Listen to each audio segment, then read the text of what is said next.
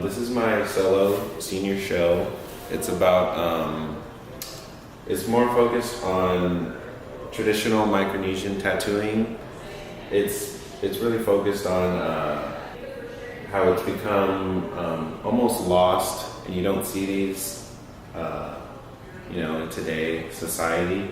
I organized this show, which is called Government Issue Salmon, and it brings together artists at Cal State Long Beach in the printmaking department. It was just an open call to printmakers there, and artists at San Quentin State Prison, from Katya McCulloch, who's a teaching artist, her Friday morning printmaking class at the prison. So the piece behind me kind of reflects my direction. I've always wanted to speak of the relationship between nature and humanity and how it's become slowly distressed over time. There's a desperate need to kind of reconnect, but not knowing quite how to do that with all the technology and warnings of climate change and things like that. So this show from here, Courtney and I co-curated together, and it's kind of looking at the variations of like abstraction, primarily through painting.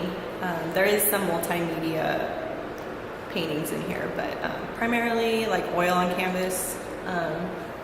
So we were kind of just like exploring what abstraction means, and that it can really differ from person to person as much as it tends to get generalized. This is my first solo show here at Cal State Long Beach as an MFA student.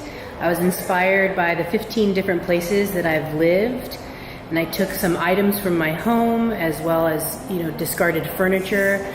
And I'm really focused on memory and what remains after the people have been removed from a space. I like to look at culture and our environment and kind of how those things reflect each other.